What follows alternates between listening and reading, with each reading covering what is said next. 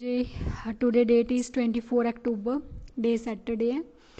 Business management का आप next chapter start कर लगे हैं दैट इज़ रजे MBO की फुल फॉर्म होंगी है मैनेजमेंट बाय ऑब्जैक्टिव्स। ठीक है, इनू आप वाला चैप्टर इस वीडियो च कंप्लीट हो जाएगा। बहुत सिंपल एंड छोटा है चैप्टर हैगा।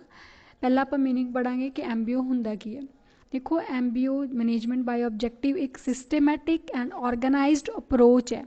ठीक है, जिहदे विच ऑर्गेनाइजेशन नाल रिलेटेड गोल्स नूं एम्स नूं डिस्कस किया जाता है।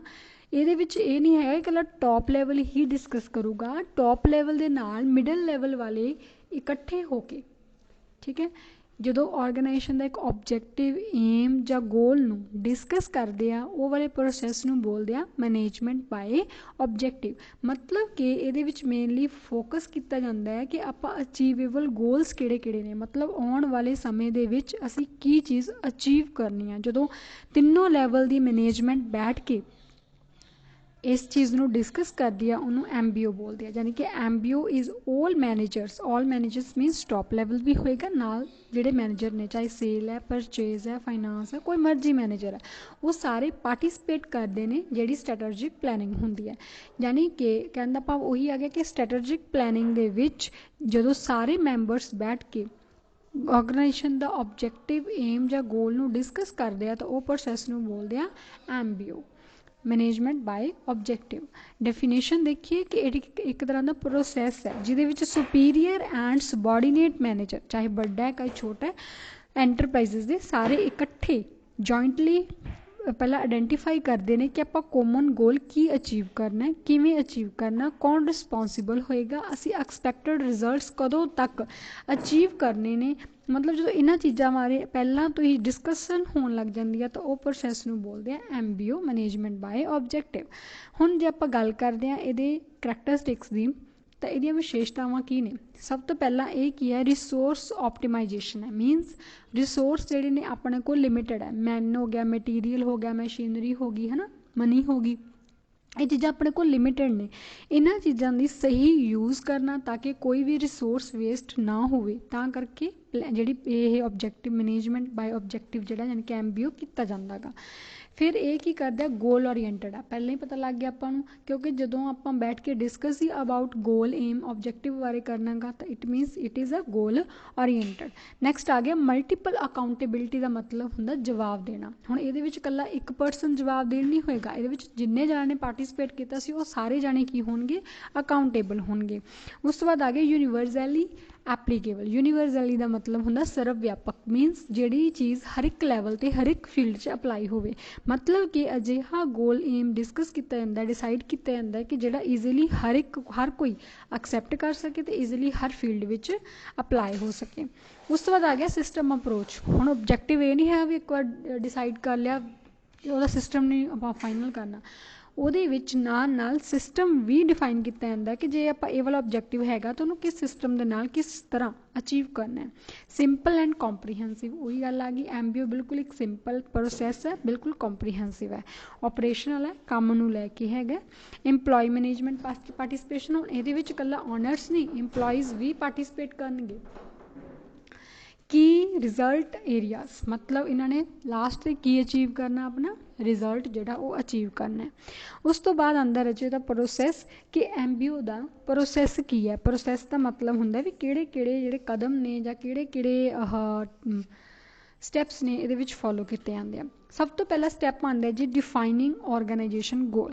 ठीक है, डिफाइनिंग ऑर्गेनाइजेशन गोल दे विच की आएगा कि सब तो पहला डिसाइड किया जाता है कि ऑर्गेनाइजेशन का गोल की होएगा। ठीक है, दैन डिटरमिनिंग इंप्लॉय और सबॉर्डीनेट ऑब्जैक्टिव। हुण गोल ये तो है नहीं भी जो हुण मैं इंस्टीट्यूट दे विच जॉब कर रही हाँ, मेरा सब तो पहला एक मेरा ऑर्गेनाइजेशन का गोल है, एक मेरा खुद का गोल है।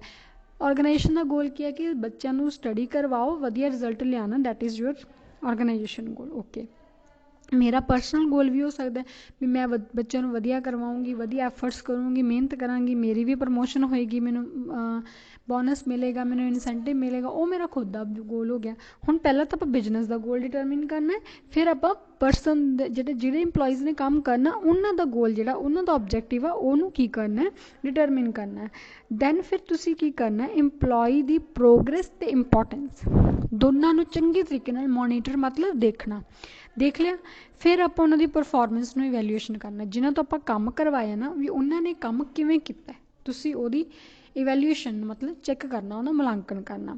ਦੈਨ ਪ੍ਰੋਵਾਈਡਿੰਗ ਫੀਡਬੈਕ, ਫਿਰ ਜਿਹੜਾ ਵੀ ਚੈੱਕ ਕਰੂਗਾ ਬੌਸ ਜਿਹੜਾ ਹੋਊਗਾ ਉਹ ਫਿਰ ਗਾਹਾਂ ਫੀਡਬੈਕ ਦਊਗਾ ਵੀ ਇਸ ਪਰਸਨ ਨੇ ਆਹ ਵਾਲਾ ਕੰਮ ਕਿਵੇਂ ਕੀਤਾ ਗਾ। ਫਿਰ ਉਹਦੀ ਪਰਫੋਰਮੈਂਸ ਨੂੰ ਦੁਬਾਰਾ ਤੋਂ ਦੇਖਿਆ ਜਾਂਦਾ ਵੀ ਉਹਦਾ ਕੰਮ ਸਹੀ ਤਰੀਕੇ ਨਾਲ ਹੋਇਆ ਜਾਂ ਨਹੀਂ ਹੋਇਆ ਗਾ, ਉਸ ਅਕੋਰਡਿੰਗ ਫਿਰ ਤੋਂ ਗੋਲ ਫਿਰ ਤੋਂ ਆਪਾਂ ਆਰਗੇਨਾਈਜੇਸ਼ਨ ਦਾ ਗੋਲ ਬਣਾਉਂਦੇ ਹਾਂ, ਫਿਰ ਇੰਡੀਵਿਜੂਅਲ ਦਾ, ਫਿਰ ਇਹ ਵਾਲਾ ਪ੍ਰੋਸੈਸ ਇਸ ਤਰੀਕੇ ਨਾਲ ਹੀ ਚੱਲਦਾ ਰਹਿੰਦਾ ਗਾ। ਇਹ ਹੋ ਗਿਆ MBO ਦਾ ਪ੍ਰੋਸੈਸ। ਉਸ ਤੋਂ ਬਾਅਦ ਆ ਗਏ ਵੀ MBO ਦੇ ਬੈਨੀਫਿਟਸ ਕੀ ਨੇ, ਮਤਲਬ ਕੀ ਲਾਭ ਨੇ। ਸਭ ਤੋਂ ਪਹਿਲਾਂ ਇਹਦਾ ਹੈਗਾ ਵੀ ਗੋਲ ਕਲੀਅਰ ਹੋ ਜਾਂਦਾ, ਵਧੀਆ ਤਰੀਕੇ ਨਾਲ ਪਲੈਨਿੰਗ ਹੋ ਜਾਂਦੀ ਹੈ, ਕੰਟਰੋਲ ਅੱਛਾ ਹੋ ਜਾਂਦਾ ਹੈਗਾ, ਮੋਰੇਲ ਮਤਲਬ ਹੌਸਲਾ ਇਕੱਠਾ ਮਤਲਬ ਇਨਕਰੇਜਮੈਂਟ ਵੱਧਦੀ ਹੈ, ਠੀਕ ਹੈ। ਔਰ ਉਸ ਤੋਂ ਬਾਅਦ ਓਬਜੈਕਟਿਵ ਅਪਰੇਜ਼ਲ ਹੈ, ਠੀਕ ਹੈ, ਅਤੇ ਰਿਜ਼ਲਟ ਓਰੀਐਂਟਡ ਫਿਲਾਸਫੀ ਜਿਹੜੀ ਆ ਉਹ ਵਿੱਚ ਫੋਲੋ ਕੀਤੀ ਜਾਂਦੀ ਹੈ। ਹੁਣ ਇੰਨੇ ਬੈਨੀਫਿਟਸ ਹੋਣ ਦੇ ਨਾਲ ਨਾਲ ਵੀ ਇਹਦੇ ਵਿੱਚ ਕੁਛ ਕੁ ਵੀਕਨੈਸਿਸ ਨੇ, ਉਹ ਕਿਹੜੀਆਂ ਨੇ। ਸਭ ਤੋਂ ਪਹਿਲੀ ਵੀਕਨੈਸ ਇਹ ਹੈ ਕਿ MBO ਦੀ ਜਿਹੜੀ ਮੇਨ ਫਿਲਾਸਫੀ ਹੈ ਉਹਨੂੰ ਟੀਚ ਕਰਨ ਦੇ ਵਿੱਚ MBO ਫੇਲੀਅਰ ਰਹੀ ਹੈ, ਠੀਕ ਹੈ।